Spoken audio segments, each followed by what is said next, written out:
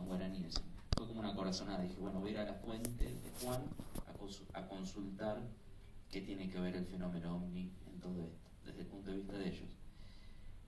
Y menos mal que llevé una cámara, porque ni bien me recibe Plutarco, que es el que tiene un ojo con medio catarata, me dice que ya había soñado conmigo, que sabía de nuestra búsqueda, sabíamos que estábamos haciendo ahí, que había leído nuestro corazón y que por eso nos iba a contar los secretos que a ningún hombre blanco le había dicho.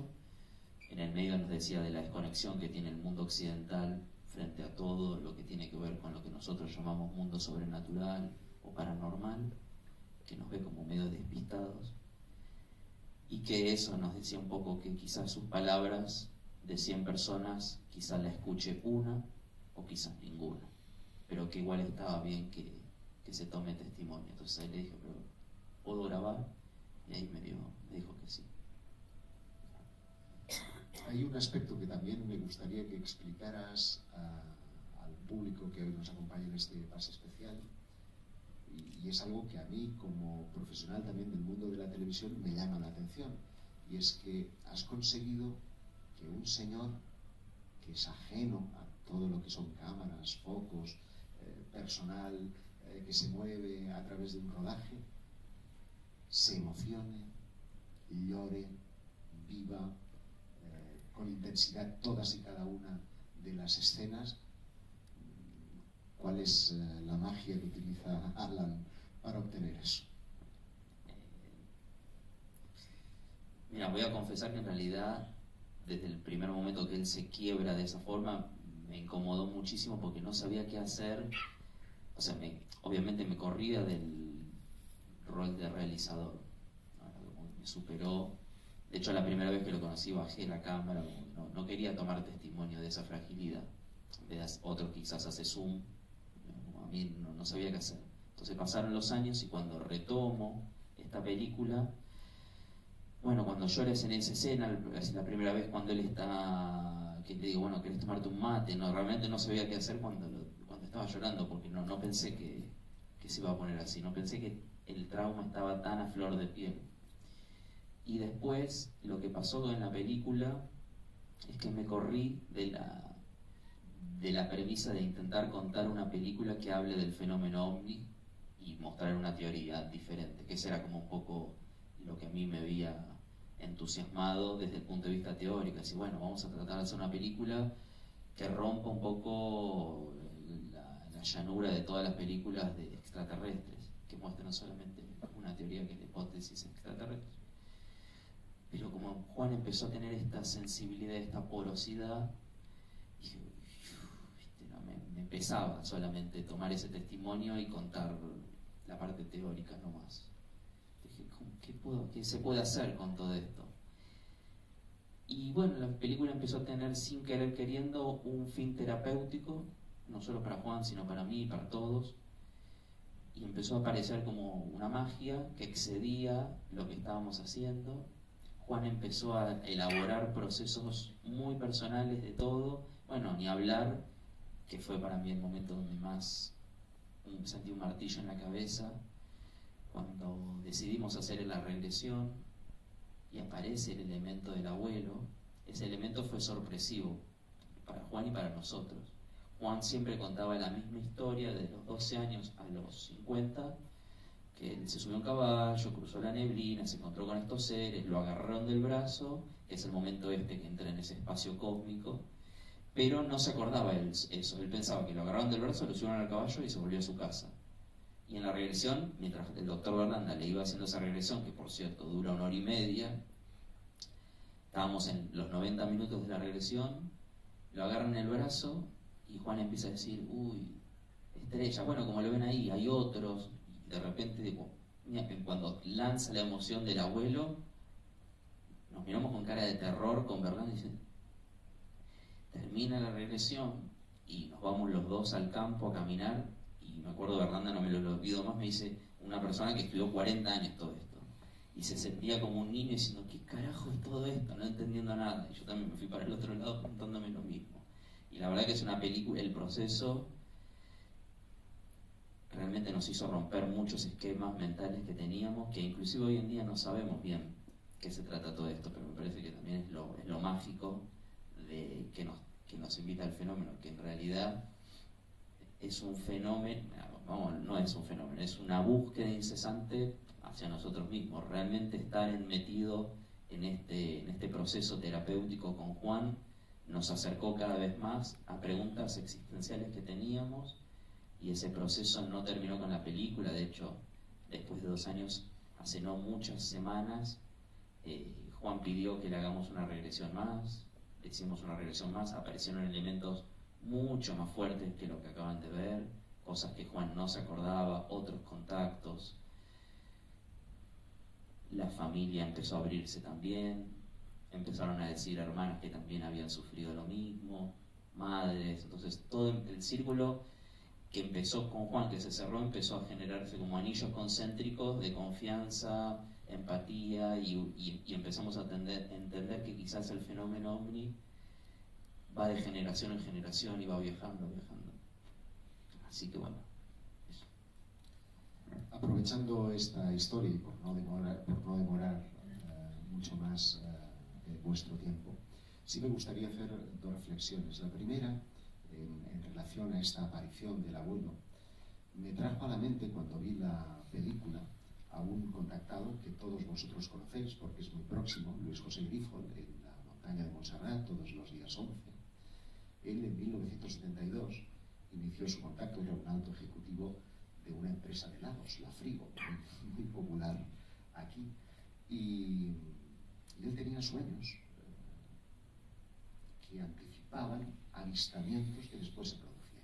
Tanto es así que sus compañeros de trabajo, aparte de reírse, le traían muchas veces recortes de periódico que venían a demostrar que aquellos sueños premonitorios tenían alguna función. Y él, estando en su casa, viendo la serie Los Roper, ¿os acordáis de Los Roper?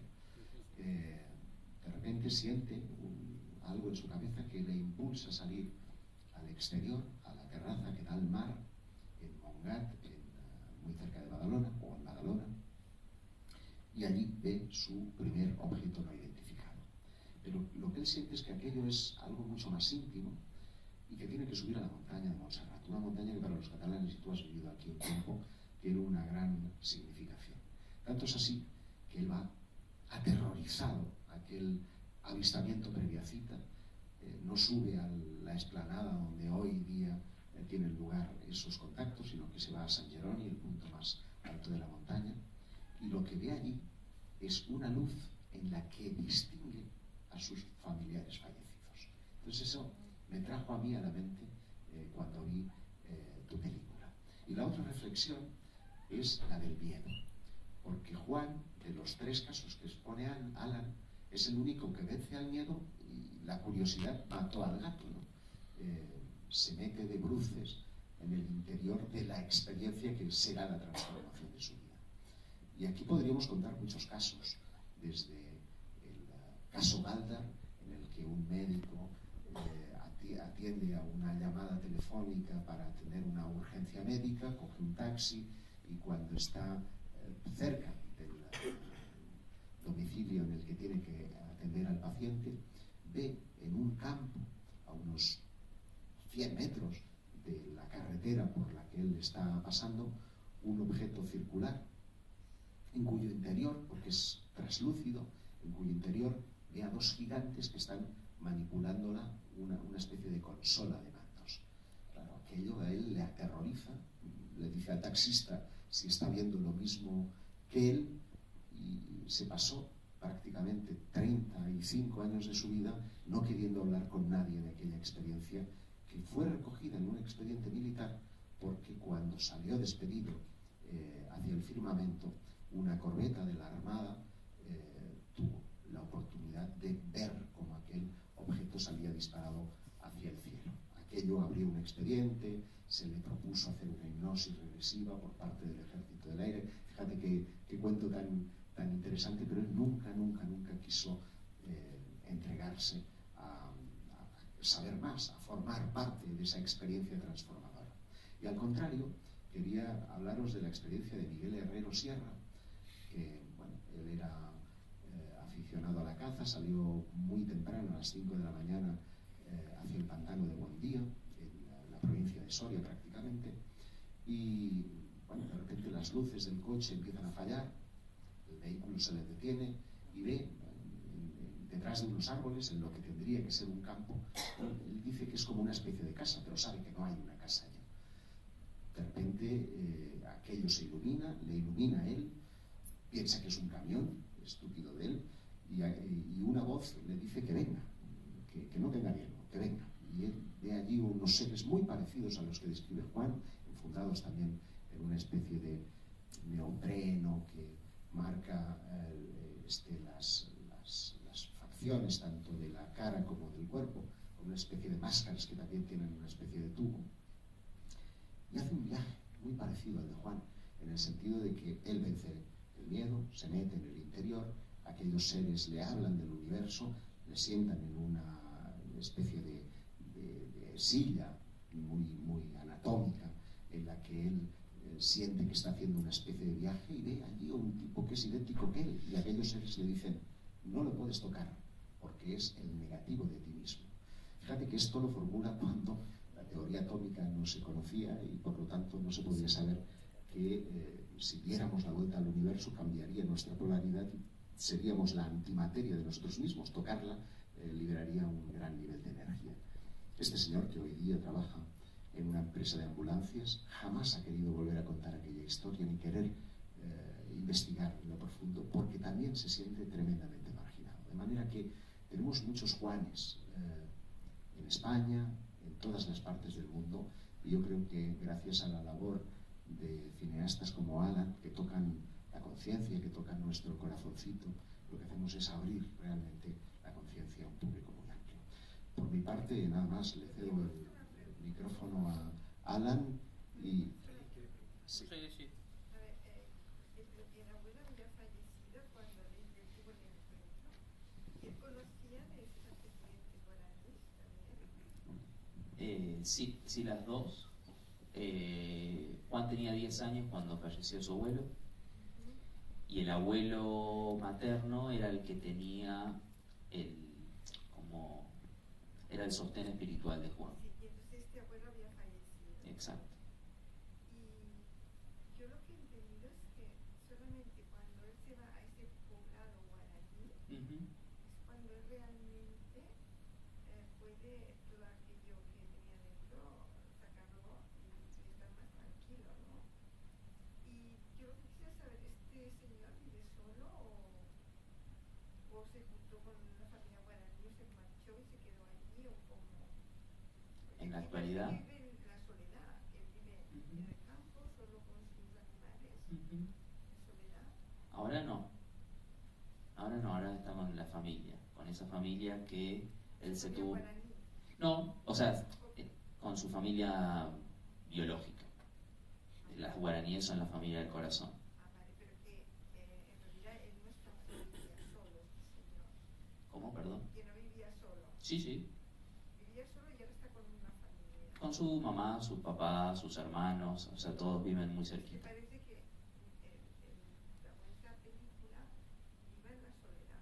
Es que viví, o sea, hay un después. La película no es que se termina ayer. Este solo con su tema dentro y que después, gracias a ese encuentro con vosotros que sea, se va a su poblado guaraní y entonces él, como diciendo, yo estoy entre los míos y ahora ya me puedo desahogar y tal. Y esta es la sensación que te queda. Está muy bien. Claro, y que aparte que la explicación que dan los guaraníes, que por cierto incorporan palabras castellanas a su idioma, es que todo es como espiritual, sagrado, la luz brilla, esto y lo otro, ¿no? Y bueno, en fin, yo lo que al final lo que veo es que veo la soledad de este hombre que vuelve a su pueblo guaraní, y cuando llega allí, parece que allí él parece que se tranquiliza, que ya está mejor, pero ya no sabemos nada más de este hombre y sigue viviendo en soledad. Claro, es lo que tienen las películas, que retratan Es un fragmento, sí, es una ventanita de una realidad. Sí, Juan, la verdad, se puede decir que, para sintetizarlo y que se entienda un poco, él es un hombre de campo, donde sus ancestros eran guaraníes, iguales que los que vieron en la película, pero bueno, emigraron de Paraguay, de esa selva, fueron bajando, llegaron a un pueblo de Argentina, de campo, y nace ahí la idea de gaucho. El gaucho es como el payés aquí, un hombre de campo, empezó a trabajar, y la parte guaraní con el paso de los años se fue perdiendo. Y la última persona que tenía esa parte guaraní bien a flor de piel era su abuelo, el Diablo Negro, que decían Diablo Negro. Juan, al perder ese contacto, perder esa raíz, a los 12 años, después de 2 años de fallecido el abuelo, tiene esta experiencia paranormal, espiritual o como quieran llamarlo. Y a raíz de ese proceso pasaron 40 años hasta que Juan pudo entender que todos esos sueños premonitorios no es más que el poder que tienen los guaraníes. Pasa que Juan no lo sabía, eso era una información que en el campo nadie se la dio. Y él pensaba que él era único que tenía esos sueños premonitorios. Y resulta que tanto Plutarco como Silvia, como todos los guaraníes, una persona que tiene sueños premonitorios tiene que ser iniciado en el camino del chamanismo. Para ellos, las personas que tienen este tipo de sensibilidades, que quizás muchos estén encerrados en neuropsiquiátricos, son emergencias espirituales. Porque una persona que tiene esa capacidad de entrar y penetrar en ese otro lado es el poder del chamán. El chamán pues tiene un pie en este mundo y un pie en el otro mundo, viaja hacia ese otro mundo para buscar información y dársela a la comunidad. Nosotros como occidentales también tuvimos una etapa muy mágica en nuestros ancestros. Los celtas, por mi parte, que vengo más de ancestros de Rusia, la palabra chamanismo viene de ese lado, viene de Siberia. Entonces todos tenemos en algún punto de nuestra vida una conexión con este mundo mágico. Por algo están acá, por algo llegaron a ver esta película.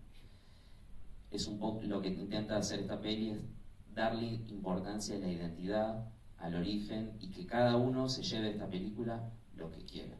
Eso es lo importante. Y una última pregunta. Vale. ¿La regresión que se hacía sin drogas? ¿Sí? Sin drogas. Sin drogas. Sí, sin drogas, sí. No, porque ya sabes que hay regresiones que se hacen con unas drogas que se encuentran en Brasil y todo esto, ¿no? Que lo hacen aquí. Aquí tenemos un profesor que lo hace cuando quieres.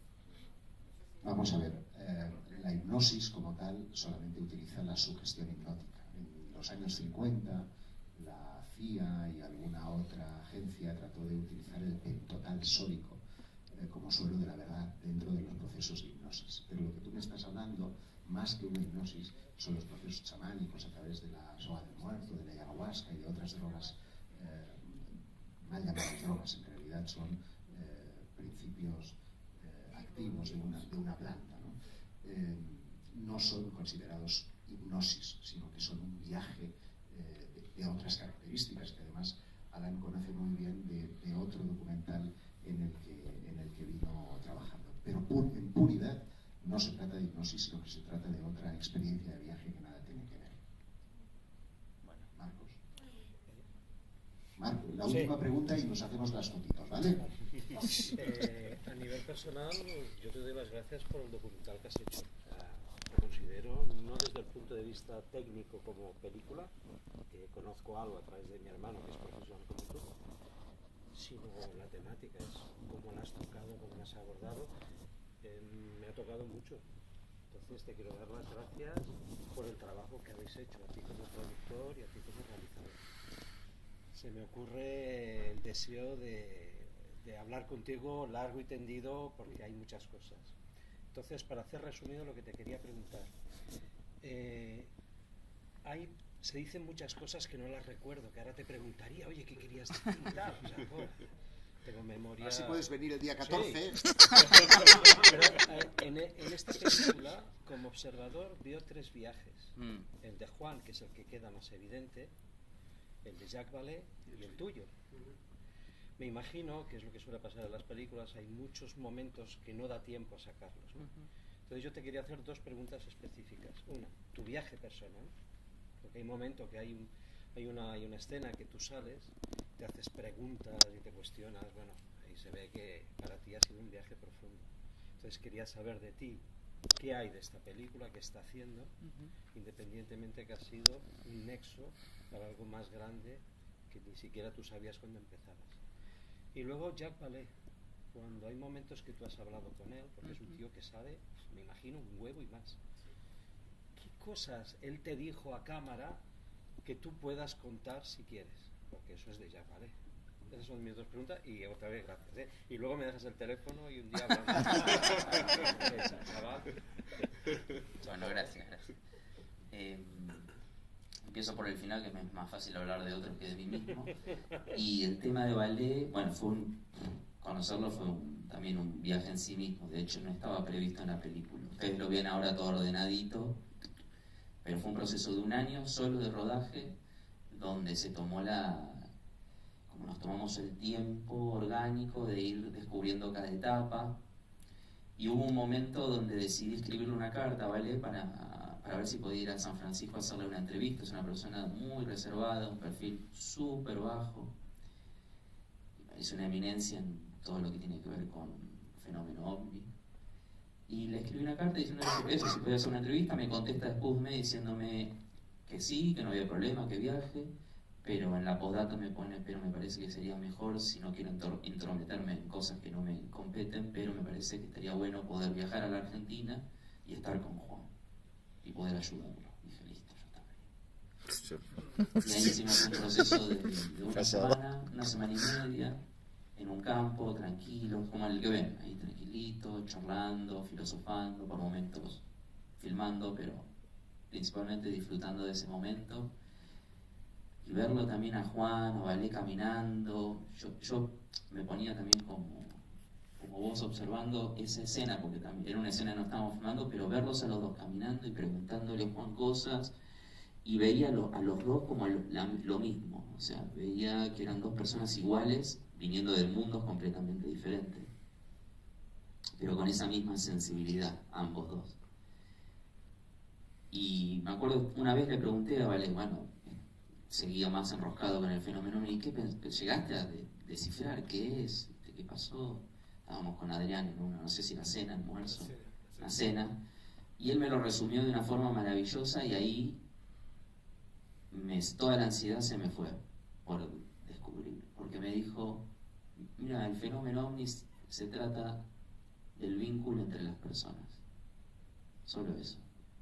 O sea, lo que hizo el fenómeno ovni en él es vincularse y tocar corazones y el abrirse cada vez más, porque lo ves una persona hiperabierta emocionalmente, quizás cuando habla trata de formular un tipo de discurso más intelectual, pero la mirada es súper dulce.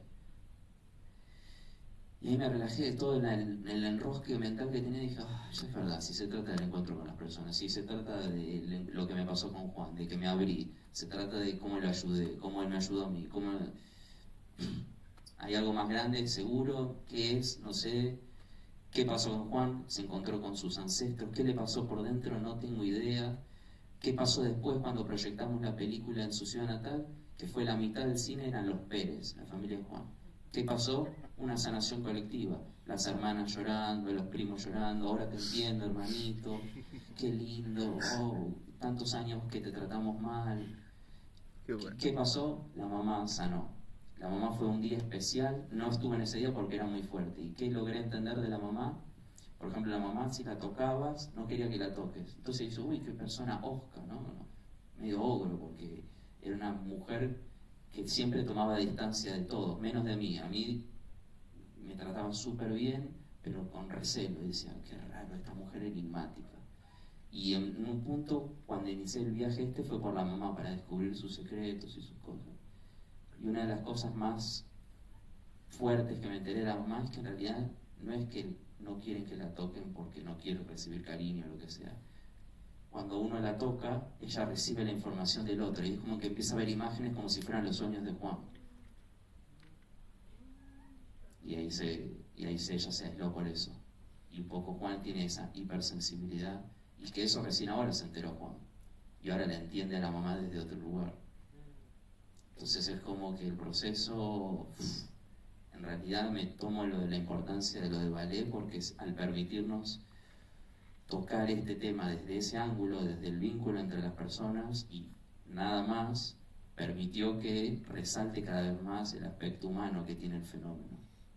que nosotros le decimos fenómeno ovni, pero es un fenómeno que está desde el principio de los tiempos, que se fue llamando de diferentes formas probablemente, y que, bueno, en esta peli se muestra la parte indígena también como punto de conexión. Ellos en ningún momento hacen distinción entre lo natural y lo sobrenatural. De hecho, el pueblo guaraní le da más importancia al mundo de los sueños que al de la vigilia. Es más sagrado ese mundo donde tiene son casi sueños lúcidos los que interactúan entre ellos en los sueños. Es como, así que, bueno, y bueno, un poco responde en qué me cambió la vida, o cómo me tocó desde todos los puntos de vista. Y uno de los puntos más fuertes, quizás como para darte algo más, es que la pregunta que me hice al arrancar la película, y era con la que más estaba, era qué relación puede tener el mundo después de la muerte con el fenómeno ovni. Venía pensando mucho en la muerte y en el mundo después, no sé por qué. Y cuando apareció lo del abuelo, dije, no puede ser. Y ahí es cuando me empecé a enroscar más. Y después conocí a Ballet y me desenroscó. Así que bueno, fue un poco eso. Fue como casi guiada la película. Sí, claro. Así que bueno. Gracias. Bueno, yo quiero que le demos un fuerte aplauso a Alan, también a Adrián, que es quien ha hecho posible este pase especial para todos ustedes. Quiero venderle el comercial a Adrián en el sentido de que el próximo día 14 se estrena. Ustedes son privilegiados, han tenido un pase antes del estreno, además con el director. Hablen bien, o mal, que dicen los americanos, pero la cuestión es que se hable, porque queremos ver cómo particularmente Testigo de otro mundo buena, porque yo creo que abre conciencias. Si lo hemos conseguido, se lo agradezco enorme su presencia. Muchísimas gracias. Y quienes quieran, ahora a la salida ahí con el póster de Testigo de otro mundo, nos vamos a hacer ahí un fotocall para exprimirle del todo y que el jet lag sea historia. Muchísimas gracias. Venga, gracias.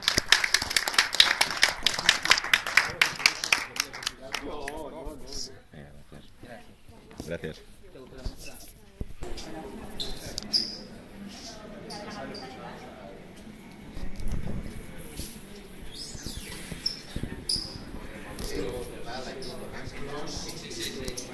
Me alegro